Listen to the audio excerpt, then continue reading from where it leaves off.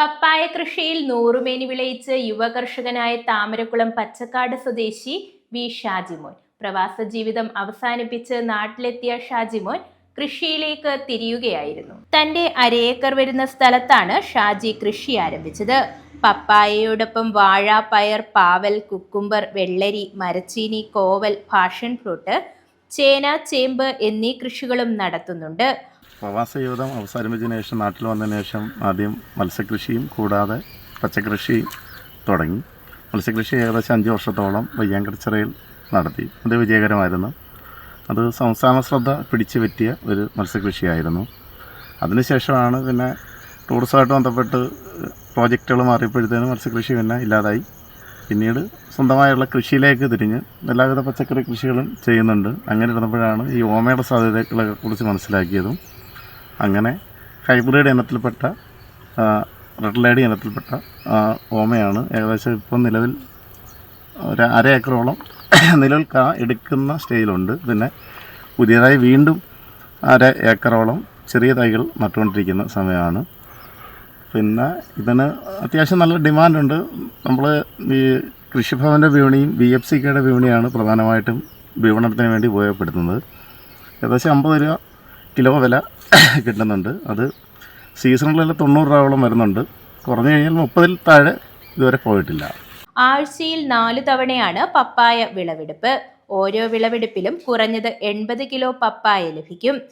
ഈ ഓമ കൂടുതലായിട്ട് ആവശ്യക്കാരുള്ളതെന്ന് പറഞ്ഞു കഴിഞ്ഞാൽ നമ്മുടെ ഈ പനി സീസണുകൾ ആ സമയത്ത് നമ്മുടെ ഈ ബ്ലഡിൻ്റെ കൗണ്ട് കുറഞ്ഞു നിൽക്കുമ്പോൾ കൂടുതലായിട്ട് ഇത് ഉപയോഗിച്ച് കഴിഞ്ഞാൽ കൗണ്ട് കറക്റ്റാകും. ആ ഒരു ഉപയോഗത്തിന് വേണ്ടി കൂടുതലായിട്ട് ഉപയോഗിക്കുന്നുണ്ട്. പിന്നെ മറ്റു ചില രോഗങ്ങളുള്ള വ്യക്തികളും ഇവിടെ വന്ന് വാങ്ങാറുണ്ട്.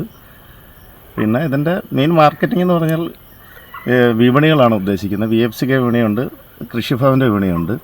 പിന്നെ വിപണനത്തിന് നിലവിൽ മറ്റു വിഷയങ്ങളൊന്നും ഇല്ല. പിന്നെ ഇതിൻ്റെ വളപ്രയോഗം എന്ന് പറഞ്ഞാൽ കൂടുതലായിട്ട് ജൈവ വളങ്ങളാണ് ഉപയോഗിക്കുന്നത്. പിന്നെ ഇതിന് പല രോഗങ്ങളുണ്ട്. രോഗങ്ങൾ വരാതിരിക്കാൻ വേണ്ടി ബോറോൺ എന്ന് പറയുന്ന മിശ്രിതം അത് മാസത്തിലൊരു വട്ടം ഉപയോഗിച്ചുകൊണ്ടിരിക്കുന്നു. കൃഷി ലാഭകരമാണോ? കൃഷി ലാഭകരമാണ് എന്ന് വെച്ച് കഴിഞ്ഞാൽ ഇത് നട്ട് ഒരു 7ാമത്തെ മാസം മുതൽ നമുക്ക് വിളവെടുത്ത് തുടങ്ങാം. പരമാവധി ഒരു 3 വർഷം വരെ ഇതിൻ്റെ ഈൽഡ് നമുക്ക് ലഭിക്കുന്നുണ്ട്. താമരക്കുളം VFPCK വിപണി, താമരക്കുളം കൃഷിഭവന്റെ നേതൃത്വത്തിലുള്ള താമരക്കുളം മാർക്കറ്റിലെ വിപണി, നൂറനാട് VFPCK വിപണി, ശൂരനാട് കൃഷിഭവന്റെ വിപണി എന്നിവിടങ്ങളിലാണ് വിപണനം നടത്തുന്നത്. കൃഷിസ്ഥലത്തു നിന്നും വിപണനം നടത്താറുണ്ട്. കൃഷിക്കായി ജൈവ വളങ്ങളാണ് പ്രധാനമായും ഉപയോഗിക്കുന്നത്.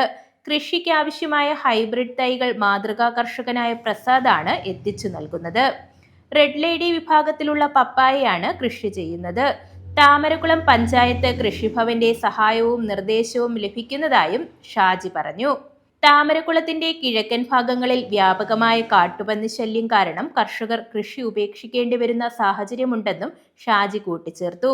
കൃഷിയിൽ ഷാജിയെ സഹായിക്കാൻ അമ്മ ഇന്ദിരയും ഭാര്യ ധന്യയുമുണ്ട്. രാവിലെ തന്നെ കൃഷിസ്ഥലത്തെത്തി പരിപാലനം നടത്തിയതിനു ശേഷമാണ് സ്വന്തമായി പന്തൽ വർക്ക് ചെയ്യുന്ന ഷാജിമോൻ മറ്റ് ജോലികളിലേക്ക് തിരിയുന്നത്. താമരക്കുളം കൃഷിഭവന്റെ യുവ കർഷക അവാർഡ് അടക്കം നിരവധി പുരസ്കാരങ്ങൾ ഷാജിയെ ഇതിനോടകം തന്നെ തേടിയെത്തിയിട്ടുണ്ട്. News bureau, Charummood.